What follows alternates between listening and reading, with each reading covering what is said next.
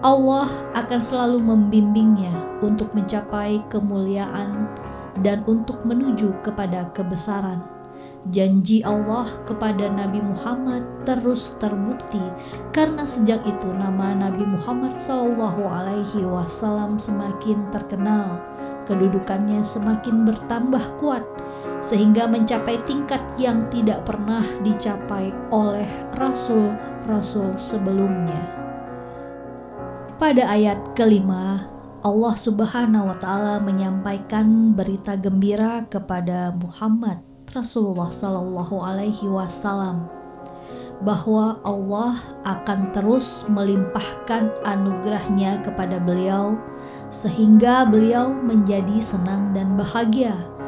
Di antara pemberiannya itu adalah turunnya wahyu secara berangsur-angsur sebagai petunjuk bagi Nabi Muhammad SAW dan umatnya.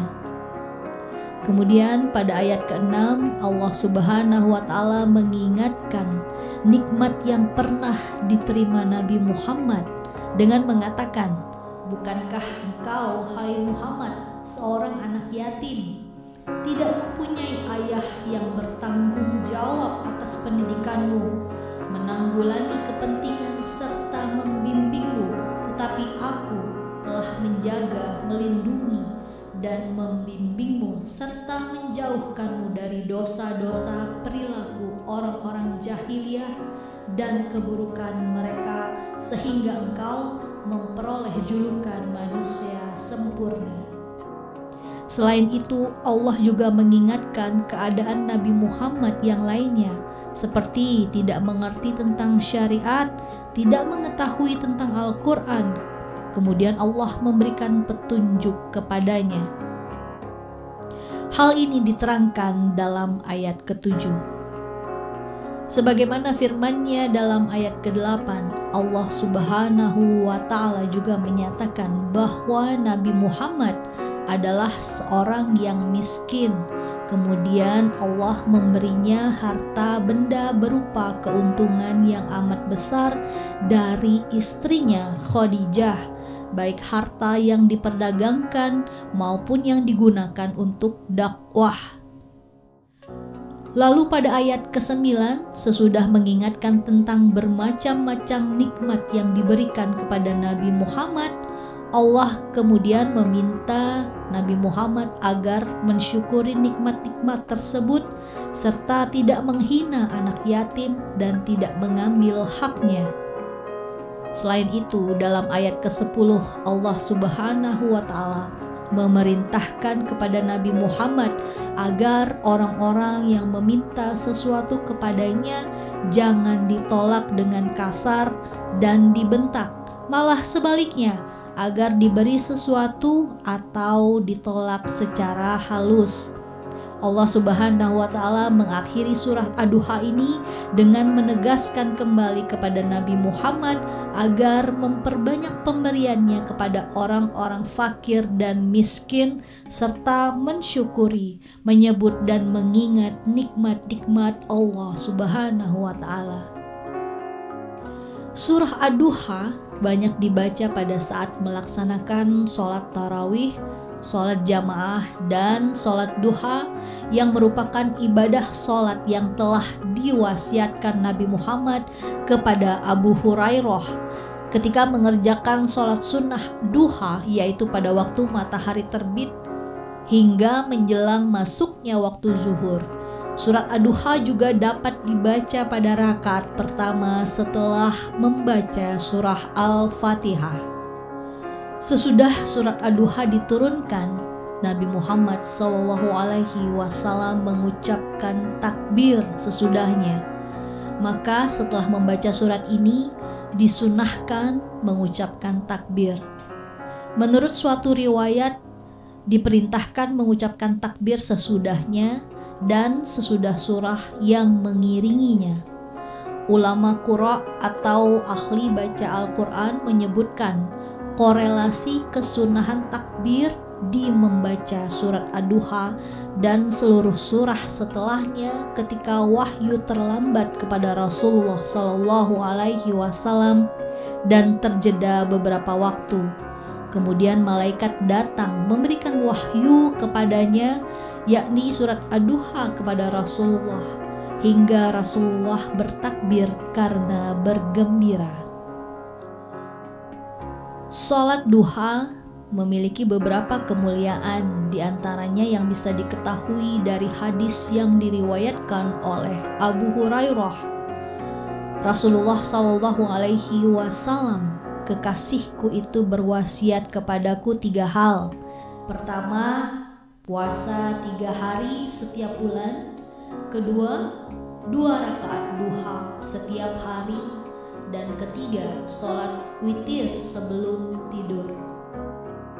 Berdasarkan hadis, Zaid bin Arqam meriwayatkan, Rasulullah Shallallahu Alaihi Wasallam keluar menemui penduduk Kuba di saat mereka melaksanakan sholat duha. Lalu Rasulullah Shallallahu Alaihi Wasallam bersabda, sholat duha dilakukan apabila anak-anak unta telah merasa kepanasan karena tersengat matahari. Hadis riwayat Muslim dan Ahmad bin Hambali. Selain itu, dalam hadis lain juga disebutkan bahwa barang siapa menjaga sholat duha, maka Allah akan mengampuni segala dosanya walaupun sebanyak buih di lautan. Nasiruddin As-Sairazi Al-Baidawi, seorang ahli tafsir Al-Quran dari Persia, dalam kitab An-Nawr Tanzil wal Asrarut Ta'wil menuliskan bahwa Nabi Muhammad Shallallahu Alaihi Wasallam pernah mengatakan pahala bagi orang yang membaca surat Ad-Duha sebagai berikut. Siapa saja membaca surat Ad-Duha, maka Allah akan menjadikannya orang yang diridhoi oleh Nabi untuk diberikan syafaat kepadanya 10 kebaikan. Allah mencatat kebaikan untuknya sebanyak anak yatim dan orang yang meminta-minta. Ibadah sholat duha merupakan salah satu cara untuk mendatangkan rezeki.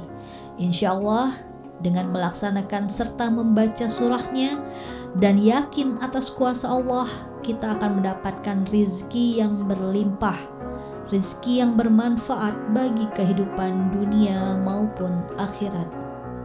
Keutamaan lain membaca surat Ad-Duha senilai 360 sedekah. Di dalam tubuh manusia terdapat 360 sendi yang seluruhnya harus dikeluarkan sedekahnya. Mereka, para sahabat, bertanya, siapakah yang mampu melakukan itu, wahai Nabiullah? Beliau menjawab, engkau membersihkan dahak yang ada di dalam masjid adalah sedekah. Engkau menyingkirkan sesuatu yang mengganggu dari jalan adalah sedekah. Maka jika engkau tidak menemukannya sedekah sebanyak itu, maka 2 rakaat duha sudah mencukupimu. Hadis riwayat Abu Daud. Kecintaan Allah Subhanahu wa Ta'ala terhadap Nabi Muhammad Sallallahu Alaihi Wasallam merupakan cinta yang paling sempurna dan akan terus mendapatkan perhatian dari Allah. Begitu juga dengan akhir perjuangan Nabi Muhammad akan menjumpai kemenangan-kemenangan walaupun pada permulaannya mengalami kesulitan. Allah Subhanahu wa Ta'ala menguatkan agama Nabi Muhammad dan memenangkannya terhadap musuh-musuhnya serta memperbaiki keadaan Nabi Muhammad sehingga Nabi Muhammad mencapai keadaan yang tidak dapat dicapai oleh orang-orang terdahulu maupun yang datang kemudian, baik dalam hal keutamaan, kebanggaan maupun kegembiraan. Sementara di akhirat pun maka tidak perlu ditanya mengenai keadaan Nabi Muhammad yang penuh dengan kemuliaan dan kenikmatan. Sekian bahasan kita kali ini, sampai jumpa. Wassalamualaikum warahmatullahi wabarakatuh.